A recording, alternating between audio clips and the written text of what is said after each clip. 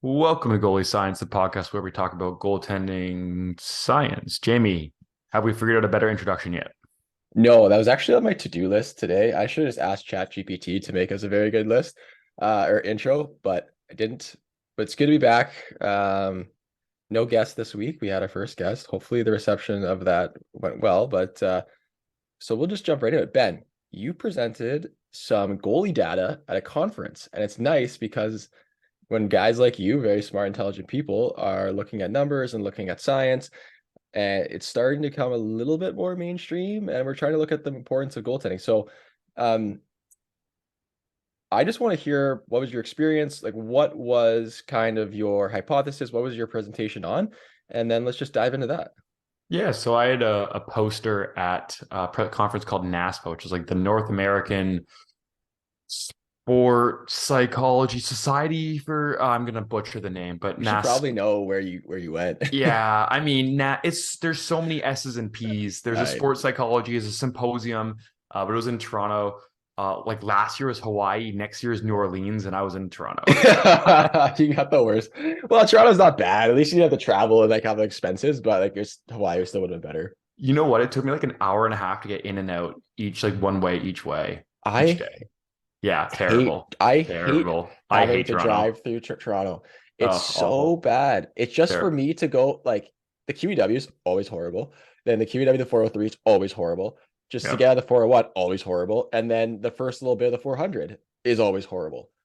Like, It's, you know what? And that's talking Southern Ontario traffic on goalie sides. but Uh, anyways, so yeah. well, yeah, what did you present on?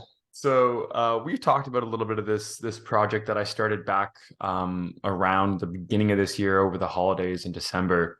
And so I wanted to, it always starts every year. We talk about it, how is Canadian goaltending development doing? What's happening? Are things like where are things shaking out? And so I was presenting some data from about 10 years of CHL goaltending and what happened in the NHL draft from those 10 years of the CHL goaltending. Because I wanted to see what was the impact of the CHL on NHL drafting. And we've talked about this before, but the across the three leagues in Canada, like teams still select goalies from those three leagues pretty regularly.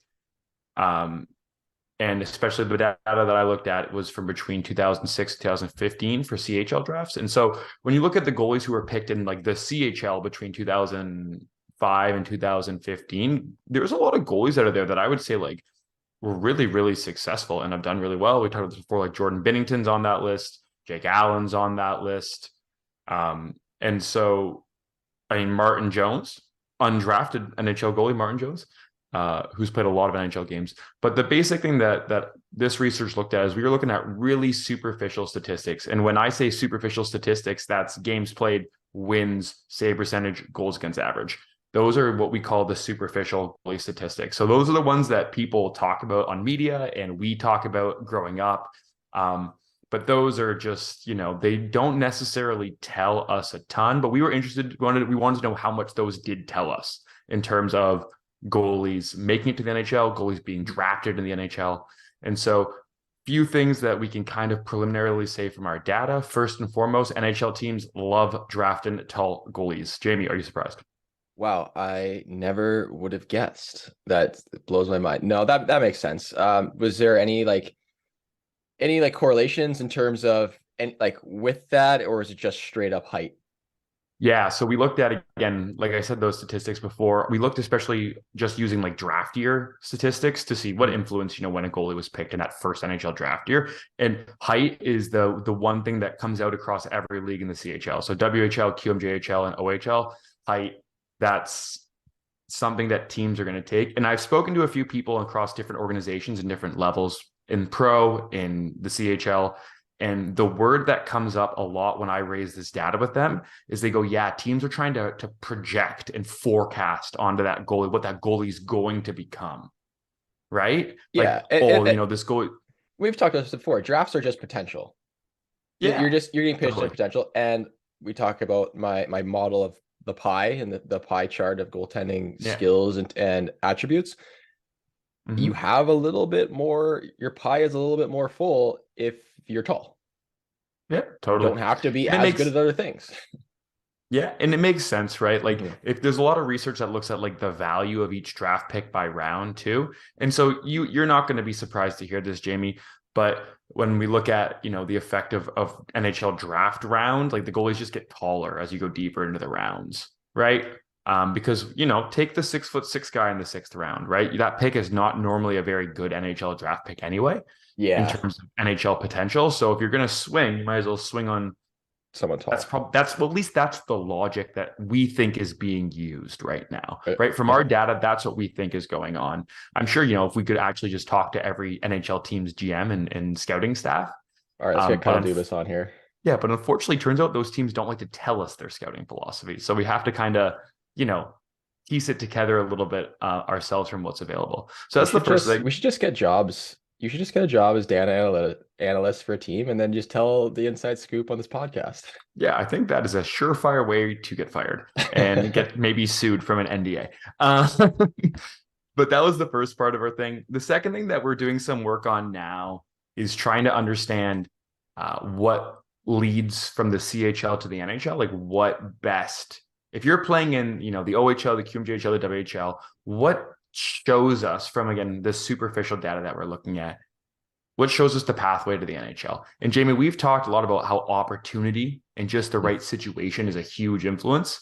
Um, you know, Yeah. that's another project that we have in the works, actually looking at pathways. And so no one steal that idea. It'll make me very sad, but we're looking at pathways, trying to explain that. But what we've seen in our data so far is that save percentage, which is, we critique save percentage as a stat. I think after this project, my biggest takeaway is I started going to this project thinking save percentage was like teams were going to care about save percentage. But I didn't think it really told that much of a story. But what Mhm. I've learned from looking at this data and from looking at a big enough sample of goalies and games played and shots on net is that, what? Save percentage is a really good way to tell us who's not going to make it. And you've Really? talked about this before. Yeah, you've said this before, Jamie. You're like, yes, your save percentage, as a goalie, save percentage is largely influenced by the team around you. But you've always said that that's not a reason to be okay with having bad numbers because there's Mhm. lots of goalies on teams who didn't make the NHL who had good save percentage this year, right? So being on a team that doesn't succeed or being on a bad team doesn't excuse bad goaltending, Yeah. right? So the way that I look at it is I look at save percentage when we have a big enough number of games that a person's played. It can Mhm. be a little bit like a smoking gun. It tells us, you know what, like maybe this is, this kind of shows us that this person wasn't going to make it based on this. We can't say who's going to make it based on save percentage, but we have a really good idea about some general cutoffs, right? And I know like some people like to think like, oh, like a 900 save percentage in the QMJHL is, equivalent to this save percentage in a different league. But when you start taking a closer look at that data and looking at it, how it translates to the professional game, and we've talked about how the Q has had some tough goaltending development over the past 15 or so years. What this data shows us is, yeah, actually, no, it turns out that just might have been worse goaltending. It might not have been as a league effect nearly as much. It might have just been, there's definitely still a league effect, but Mhm. it's not as prevalent as we probably thought it was at first. So well, that brings up a couple of things. So what you're saying is like the sensitivity of save percentage is pretty high because you can rule out who's going to be successful rather than the specificity because you're going to can't rule in who's going to be successful. Yeah, like if you play 55 games in the OHL and have an 880 save percentage, like that's a big enough sample that if you know what I mean, like that should wash out if you are a really good goalie, Yeah. right? You know what I mean? Like don't get me wrong, if you're a really good goalie on a really bad team, that number might be a lot closer to maybe 900, Mhm. right? But it's not going to be 872. Yeah. That's I just think too many. It's just too many goals. we should also we should try to get a goalie coach from the Q and talk to them about goalie development over the past, someone who's been involved for at least like 5 to 10 years. Because I'm really curious if it's not necessarily the league, what is going on in Eastern Canada that is be like just there's just not as many quality goalies coming out of there. Like why is Well, there are there still like what's going there's gotta be there's gotta be a reason. but there's like this is what I think about is it's really tricky of like what does qual and this brings the question of like what does quality mean, True. right? Like True. I think off the top of my head, two goalies from the data set that I've worked with, like Mason McDonald was a second round pick out of the queue. And then Zachary Calgary? Callie's obviously, I don't remember, I think maybe Calgary, but don't quote me on that. And then Zachary Callie is obviously the big one. That's part Yeah. of that as well. I And mean, I consider those guys quality goaltenders. I mean, that's sorry, what I mean. NHL quality, I guess, is probably the name we should give it. Like consistent NHL goalies or something like that. Right. Yeah. And I mean, there's team, like different people and different research groups have tried to like quantify or put a number on like what's an NHL goalie. And that can, some people say it's like 200 games, 250 games.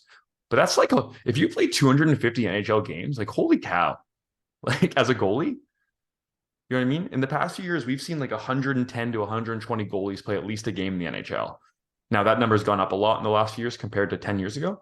But Hmm. still, to think that you can get 250 career games as an NHL goalie means you must be doing something right. That's a lot of It's a games. lot of games. There's a lot of people who you wouldn't think of as good goalies who don't have that and who will never have it because they're out of the league. True. So It's so hard. The definition of it is crazy, but yeah, I guess I'm looking forward to kind of seeing your roadmap and your opportunity map and kind of see if there's any sort of patterns with that. yeah, and I mean, this is my last post. I know we're gonna, or last point. 'Cause I know we're gonna jump over to the second part of this cast to talk about a different topic. But I think the thing that is the most interesting to me is that if you take a goalie in the second round from the CHL, right, you really have to believe that they're doing something really well, right? Like Mhm. that they've clearly stood out to you. Like early second round, that is a valuable pick for a lot of teams. Like you're normally going to get an NHL player out of a pick like that on Yeah. average more times than not.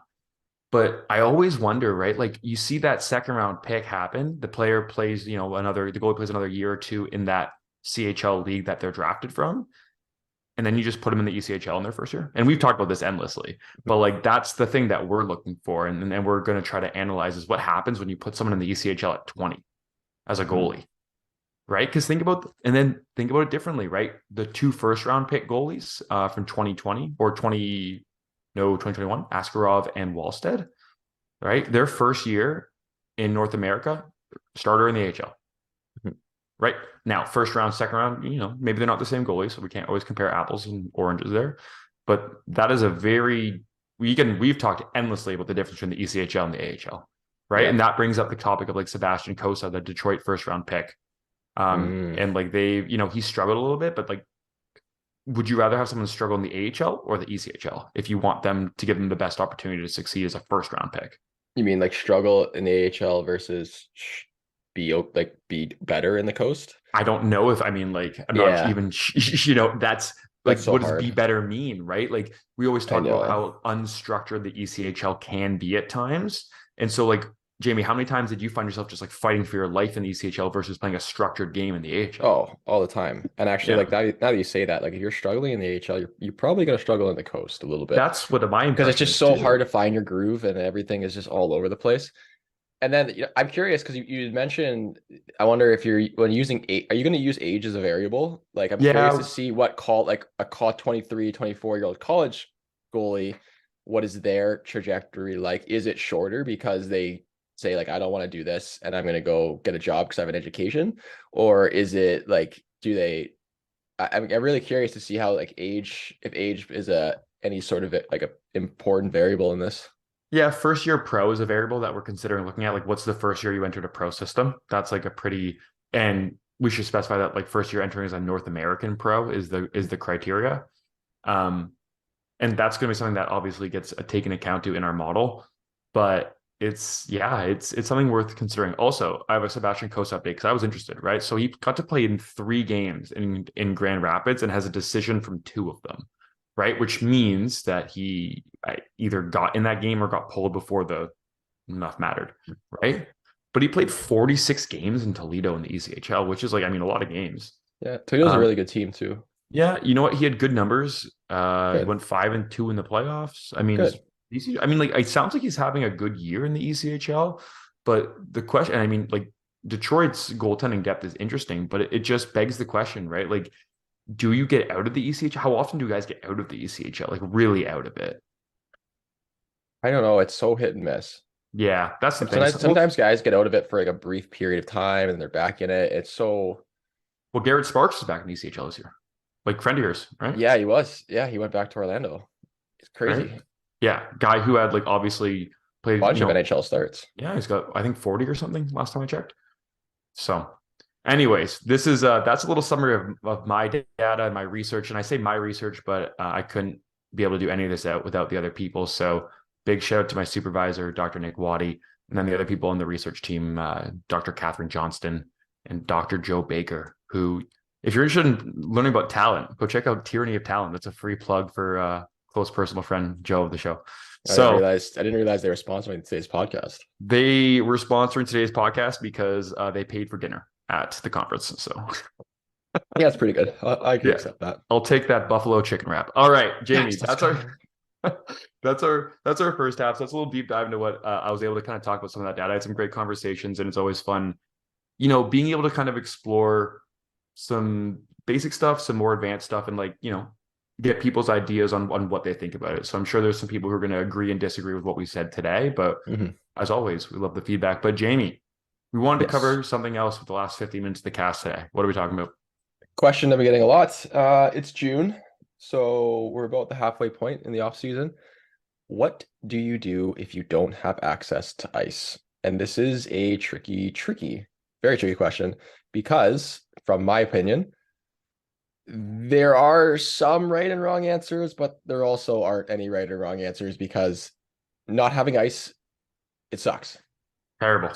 So my actual answer that gets people is do whatever you can to get some ice. So I'm just gonna lay that first. The most important thing to do if you don't have access to ice is do what you can to get ice. And I know that obviously is it's not a great answer. It's not the answer anyone want to hear, but that is the best solution. Now, let's say you are living in somewhere where it's too far away, maybe you don't have the resources to travel, all these things. What can you do, Ben? What would be like 3 things that you tell your goalies or potential goalies to do if they really truly don't have access to ice for a couple of months? Yeah, the first thing I'd say is like maximize what you can do training wise to get yourself in shape for just hockey. And so if you don't have access to ice, you probably have access to a gym. That's not super unrealistic. And if you don't have access to a gym, there's actually tons of stuff you can do in your basement, in your living room. And so the first thing I would say is figure out what your training plan looks like then if ice isn't a part of that training plan. Yeah. And that would start for me with just like physical fitness stuff because we always talk about this. The first thing that goes away when you're not skating are your eyes. The first thing to come back when you're not skating is your eyes when you get back into it, right? That's the thing. Yeah. First thing that goes, but the first thing that can come back pretty quickly. So you're not going to just lose that. Like you're tracking, you will get that back. It will take some time. Yeah, it'll take You'll some get it back. time, but like you're not just going to forget how to track a puck. Yeah. So, but you will, if you're coming back to the ice after not skating for a while and you are exhausted doing those basic tracking drills that you're doing, trying to get your tracking back, that's going to slow down your process. So Jamie, that's my first one. I say figure out your off-season programming, your training weight, right? That might be, having a sprints program and lifting. That might be working with a coach directly. That might be doing an online program. There's lots of different things you can do. Jamie, number 2, what are you thinking? Oh, this is tough because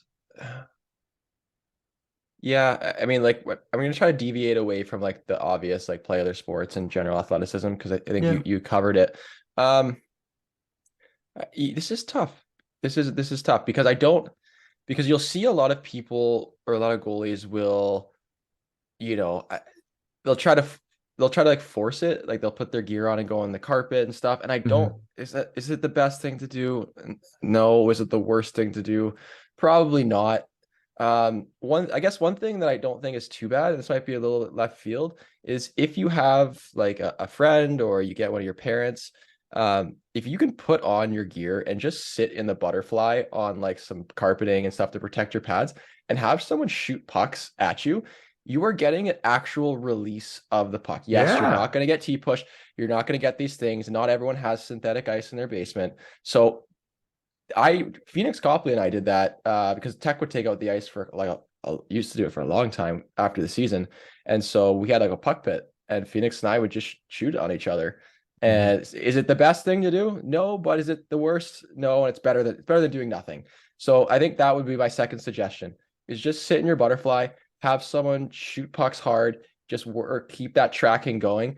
Um, your athleticism when it comes to skating and T pushing and all that stuff, like you're gonna be a little rusty when you get back on the ice. That takes time, but as long as you've had some good, like a good training summer, the general athleticism will be there.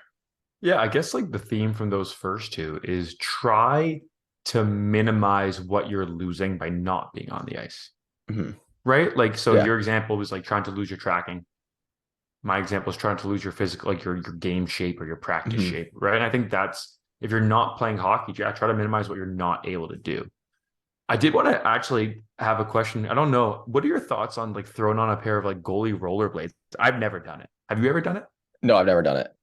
Uh, I don't know. Like I work with some roller hockey goalies Mhm. and they play both. I guess I can't speak to it directly because I've never done it. Um, but I guess it's worth a try. Like my goalies can do like sort of with the ones that do roller, like can do like edge work stuff. They could T push. If they don't really shuffle, they kind of like do that finish hop, but they Yeah. can still like slide and all these things, especially when they're on that like that plasticky surface. Mhm. So I guess maybe that's not like the worst thing. I mean, I know the nets are like what are they for? They're 4x4. They're Are they short. smaller? They're Hmm. they're smaller. At least my goalie that played pro in Europe, they were smaller. Um, Hmm. yeah, I don't know. I guess I can't speak to it because I've never done it. Yeah, neither have I. But I mean, I always know that the guys that I played with, the forwards who played roller, are like such good hands, the roller guys. So Mhm, that's true. I mean, I wonder again how much that translates to goaltending. Who knows? I guess my second question on top of that is I never did really synthetic ice. Did you ever do much synthetic ice work, Jamie? Not once, but I didn't have gear on. I just put my skates when I was in the UK. The sports store had it, and I was looking at like doing lessons in there. So here's my opinion on synthetic ice, and I know synthetic ice is getting better and better and better as the years go on. Hmm. Is it the best? No. Is it better than doing nothing? Yes. And is probably the most realistic to what you will get if you don't have access to ice. Yes, your slides are not going to be as strong. Yes, you're going to have a lot more friction and resistance when you're pushing. But in terms of trying to replicate being on the ice, if someone was like, I either skate on synthetic ice and do drills or I don't do anything at all, I would say skate on synthetic ice for sure, 10 times out of 10. Yeah, I think that's where I stand for sure too. I don't have really anything else to add. I think the a lot as I've read more and seen more is that there's sometimes you just got to be pragmatic with what you have, right? Be practical with what's Mhm. available to you. And I think that is going to kind of lead into our next one, which is we talk a lot about different types of technology that people are trying out to get involved. And I'm going to say something, Jamie, that I think goes against. That was quick. That was smooth. I was prepared for this. If uh if anyone is listening, well, most people are probably listening to this rather than If watching you're it. But watching on YouTube, Jamie has just thrown on his visual edge maybe this will be 3D the goggles. Instagram. This will be the Instagram reel. Yeah, you can. Let's save that. We're going to be covering that in future episodes pretty soon here. But yeah, I think the one thing I'm going to say is, and I've definitely changed my mind on this over the past little bit of while, and I'm Jamie and I are always happy to admit when we're wrong. You know what? I love to be wrong. I think Jamie I and I are don't. I naturally. don't, but I will admit when I'm wrong. I don't love it, but I will admit No, when I am wrong. I mean, I think Jamie and I are skeptical people by nature, but I like when I'm presented with enough justification to change my mind on things. And so, we've talked about like some eye training things or like VR work Mhm. with different things. Again, you've said this before too, Jamie. If you don't have access to ice, and it's not because it's a cost thing, but rather just like a location thing or just the reality of what's going on in your situation. But money isn't a huge hang up for the reason you're not skating. I'm really not opposed uh, to trying out some VR stuff or trying out, some eye work, gaze behavior training. Jamie's got his glasses on now. I can't stop laughing looking at you. I actually, you know what? I think I'm coming around to the idea, especially because doing something is better than doing nothing. And I think a Yeah. lot of the time we really have to just acknowledge that. The thing I will say is don't replace your ice time opportunities with things that aren't ice time, It's a unless supplement. there's, It's a supplement, yeah, not a it's a substitute. supplement. Exactly. That's a really nice way of phrasing it, Jamie. Right? Yeah, and I agree too. So like I'm a little bit more bullish on some of those things. Not really VR. Again, I've never used it, and I do think some of the like Wait, do you mean validity. bear? Like, are you pro it or against No, it? bullish is Good. good. You're up. Yeah. I just Yeah, want to make sure. I'm more bullish than you for some of these Oh, okay. things. Yeah, Uh, that's fair. Especially when it comes to vision training, because I worked with Dr. Akerman. So shout out, everyone's getting free shows today. Shout out to Dr. Curtis Akerman. He runs Milton Sports Vision in Milton, Ontario.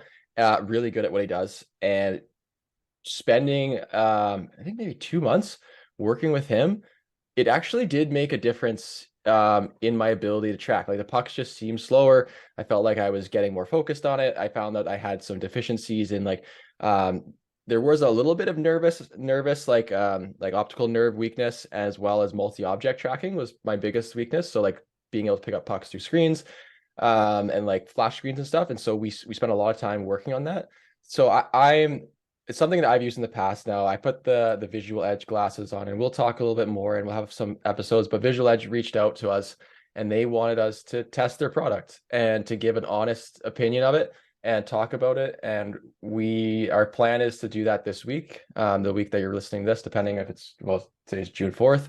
And then we'll have some upcoming episodes. If we really like it, then it'd be something that we're going to recommend to our goalies. But I think using these things as a substitute, it's probably going to help and it's not going to hurt.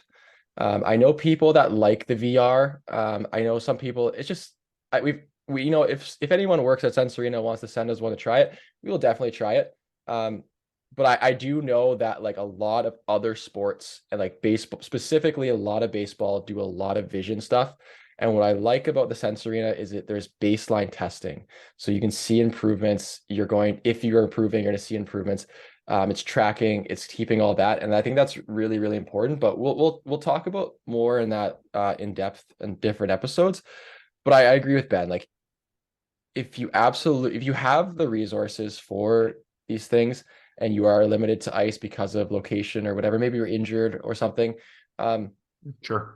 this is definitely something that you can look into. And we're not going to say like, Mhm. if you're listening to this pod and you're a frequent listener, you know that we're not all like, we don't jump on the bandwagon of things very easily.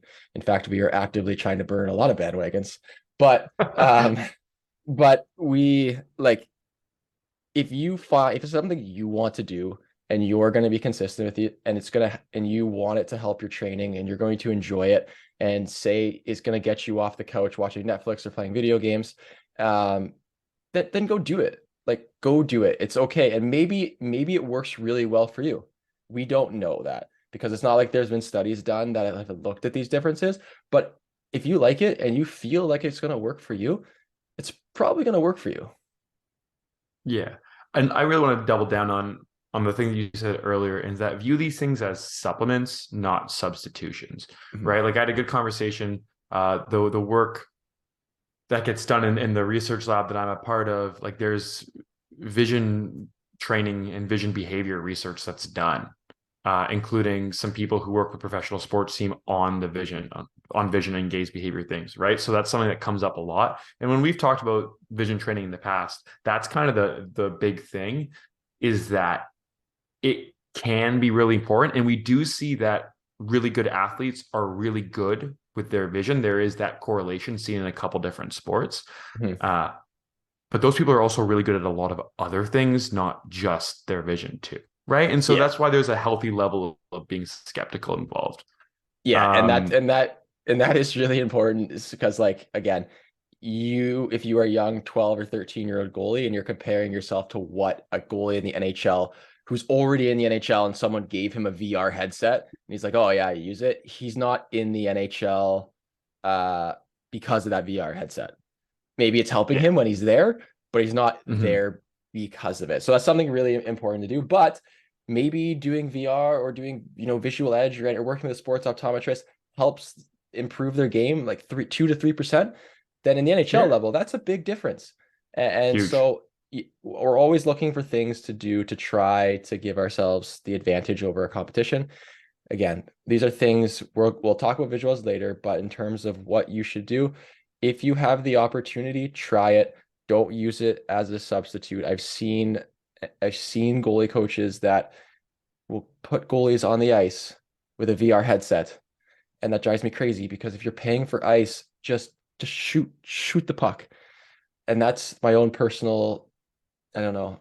I don't like it. Chagrin. I don't know, is that the word? It No, drives me. I mean, like, I guess I it's think just it, soapbox, right? I think it's, yeah, I think that's a waste of resources, I'll be honest. But doing the stuff off the ice, it, sure. It's not going to hurt your game anyways. Jamie, we've talked about this before, but I had a really great question at the conference. We'll kind of use this to wrap it up and tie all the topics together here.